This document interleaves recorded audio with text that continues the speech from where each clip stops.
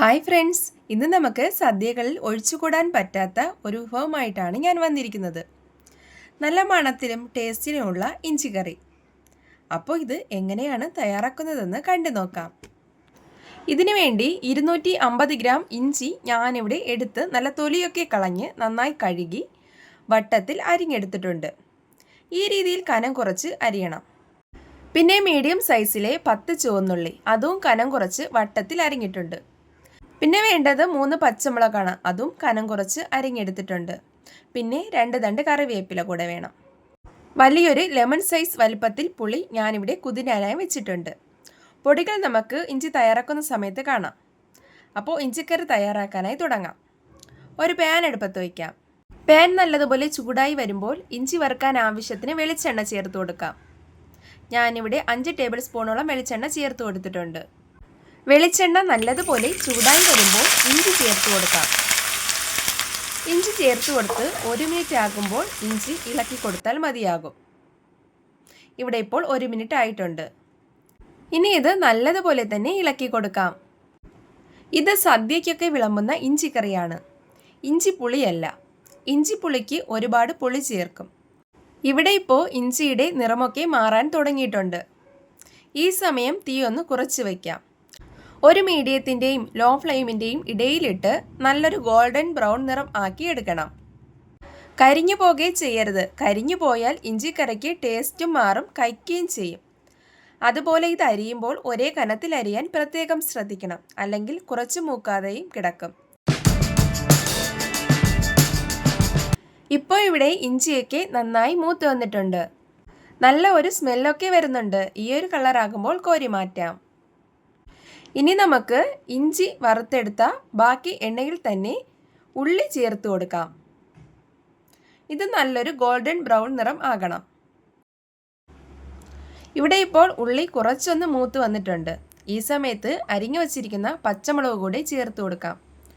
1 തണ്ട് കറിവേപ്പില കൂടി ചേർത്ത് നല്ലതുപോലെ തന്നെ നമുക്ക് ഇളക്കി കൊടുക്കാം. ഇവിടെ ഇപ്പോൾ ഉള്ളി ഗോൾഡൻ ബ്രൗൺ നിറമായിട്ടുണ്ട്. നല്ലതുപോലെ മൂത്ത് വന്നിട്ടുണ്ട്. ഇനി നമുക്ക് ഇതൊന്ന് കോരി മാറ്റാം. ഇനി വറുത്തെടുത്ത ഇഞ്ചിയും കുഞ്ഞുള്ളിയും എല്ലാം കൂടെ നന്നായി തണുത്ത ശേഷം മിക്സിയുടെ ജാറിലിട്ട് അരച്ചെടുക്കാം. ഒരുപാട് ഫൈനായിട്ട് പൊടിക്കേണ്ട ആവശ്യമില്ല. കുറച്ചൊരു തരിയായിട്ട് പൊടിച്ചെടുക്കാം.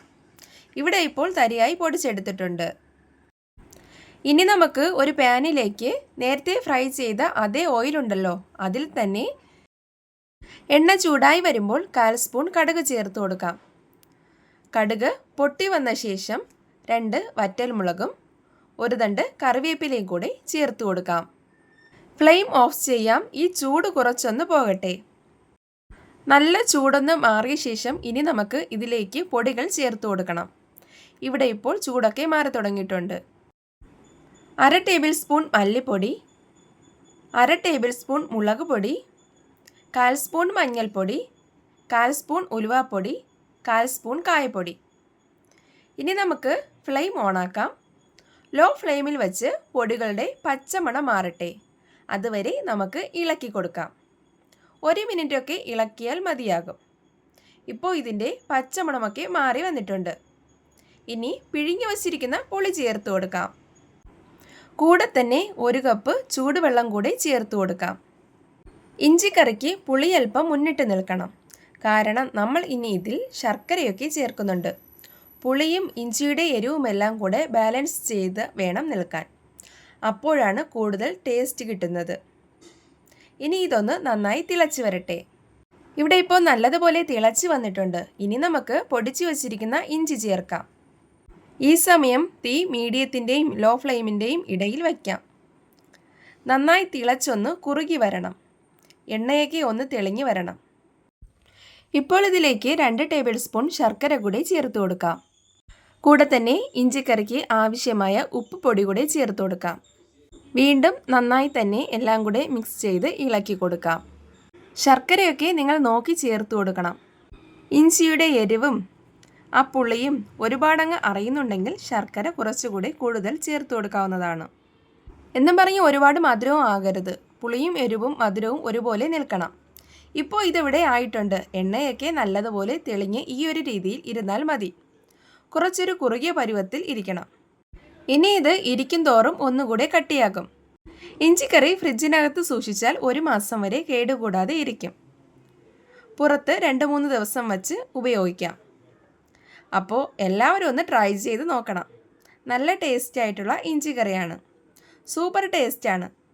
വീഡിയോ ഇഷ്ടമായാൽ ലൈക്ക് ചെയ്യാനും ഷെയർ ചെയ്യാനും അതുപോലെ സബ്സ്ക്രൈബ് ചെയ്യാത്ത കൂട്ടുകാരാണെങ്കിൽ സബ്സ്ക്രൈബ് ചെയ്യാനും മറക്കല്ലേ. ഓണത്തിന് എല്ലാവരും ഉറപ്പായിട്ടും ഉണ്ടാക്കി നോക്കണം. ഉണ്ടാക്കി നോക്കിയിട്ട് നിങ്ങളുടെ അഭിപ്രായങ്ങൾ കമൻ്റായിട്ട് അറിയിക്കാൻ മറക്കല്ലേ കൂട്ടുകാരെ. അപ്പോൾ പുതിയൊരു വീഡിയോയുമായി കാണുന്നതൊരു എല്ലാ കൂട്ടുകാർക്കും ബൈ. Thanks for watching.